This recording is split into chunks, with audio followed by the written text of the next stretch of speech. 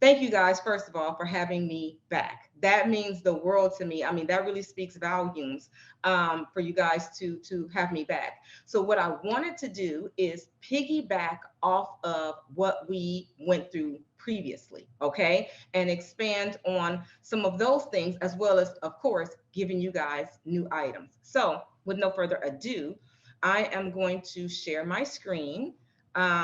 And let's see here. Let me make sure. So I'm sharing it. If you guys know, you know I'm a little tech, okay. Boom. Am I sharing? You Am I are. doing You're doing everything great. okay? You're doing great. Yes. Wait, I can't hear anybody. Yes, we can see it. Okay, fantastic. So, welcome to Akanundrum's Hackathon 2. If you were here for the first hackathon, you know, basically what I did is I went through and about approximately 30 minutes gave you guys 10 amazing hacks that you could utilize for your business today now, which were pretty much no cost and low cost ways that you could make money, save money, grow your business, reach your target audience. We went over a few things. So we're going to just dive right back into that.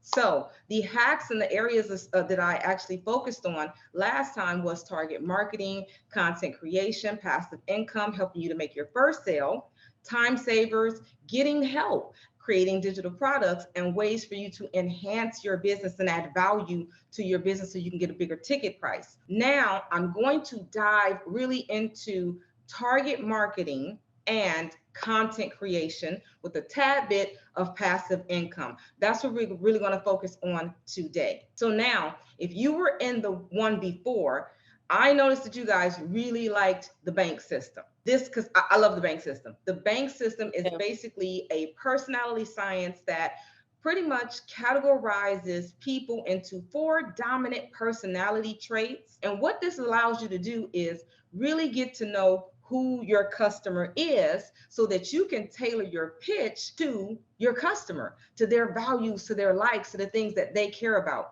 Now, most of you guys who may be kind of familiar with something like this, maybe like DISC or Myers-Briggs, as you know, they teach us how to identify our personality. But the truth is, our customer does not give a damn about our personality. We need to know about our customer. So that is what the bank system teaches you. So I'm going to run through this really, really quickly for you guys if you were not here. And the reason why we're going to run through it is because I want to teach you a new concept today, which is called brand archetypes. And these are going to help you create and understand your brand's persona now to connect you with your customer and to build your tribe. Because as you know now, it's not simply about product, it's about telling a story. It's about connecting and building community. So that is what these things are going to help you with.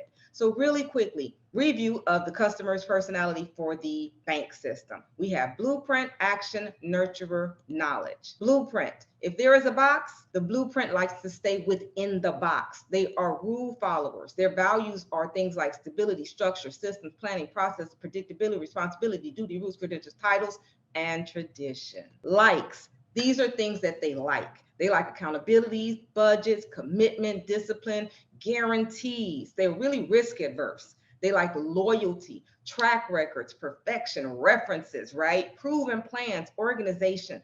This is where you find people who are typically like in uniform, people who are like architects, people who have to follow the rule to the letter. And we need blueprints in our life. When you think about it, there are some things that you really want to make sure are great and quality controlled. So once you really understand who your target audience is, it helps you to know how to speak to them and the things that are important to them. Blueprints are risk adverse. So some of the things that are going to attract blueprints are when you have a money back guarantee or insurance and things like that. The next is action. If there's a box, actions are outside of the box. These are your human Red Bulls, okay? These are your entrepreneurs, your athletes, your go get it, like jump up, we're ready to do it now. These are your hot movers and shakers. These are the people who are like your social media influencers that are everywhere. They like freedom, flexibility, spontaneity, action, opportunity, excitement, attention, stimulation, competition, winning, fun, and image. Those are things that are key. and they like beauty. They also like the bottom line. They want you to get right to it, and they want to know what's in it for them. They like celeb endorsements, confidence, entertainment, incentives, power, prizes, recognition, results, parties, and of course, that VIP treatment. Okay, so these are your like non-traditional folks. They're able to jump up on a whim. They're going to change their ideas in mid-flight, but they are definitely the movers and the shakers. Then you have your nurturers. If you think about the box, again, nurturers are going to recycle the box, or I even like to say gift wrap the box. Your nurturers are your nonprofit, community driven, your teachers, your caregivers, right? The people who you know to be like that nurturing spirit. They value relationships. They want to know how you treat the people on your team. They want to know how you value your relationships. They like authenticity, personal growth, significance, teamwork, involvement, community, charity, ethics, harmony, morality, and contribution. That's really what they care about. They're not profit driven. They're not driven by status and the status quo. And of course, they like a good cause, authenticity, approval, family, empathy, faith, inspiration, supportiveness, team building, nurturing, encouragement, and diplomacy. So if you have something that speaks to, a nonprofit, or a percentage of your proceeds goes to a charity, or you have a sustainable business, those are the kind of conversations and the messaging that you would push out for your nurturers. And the last is knowledge. If there's a box, they built it. Okay. So your knowledges are exactly that. They are into knowledge, information, tech, things like that.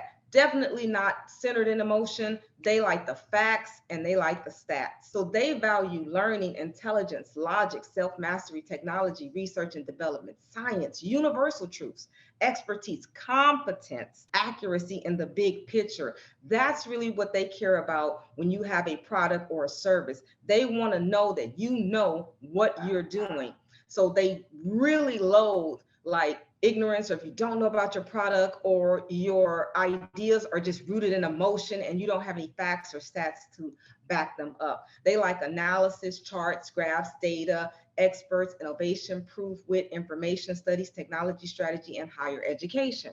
Now, this gets really, really deep. This gets really deep because we can go into a lot of other areas about the bank system, but this is just giving you an overall idea of who your customer is and what they value most important, because that's going to tailor how you talk to them, how you present what you have to them. You can have one product and actually tailor your pitch to make sure you're resonating with these 4 different personality types. Now, as you go forth and you're like, okay, I got it. I understand my product, I understand my service, and now I understand how to pitch it. You also have to focus on how to attract that customer to you. And that is with the brand archetypes. So there are 12 brand archetypes, okay? And these are really largely rooted in psychology. You're going to see these characters in movies a lot, so you'll be able to identify with them. And it's really, really simple. So the outlaw, that's the person who definitely is like disruptive, rebellious, combative, right? That's the guy who's like, rules are meant to be broken. And we know this character. We've seen him in movies, but you've also seen them in brands. So a perfect example to me of an outlaw brand is Harley Davidson. Like Harley Davidson definitely attracts that spirit of that rebel and that outlaw. And if you look at their messaging, if you look at their advertising, everything speaks to that rebel nature, right?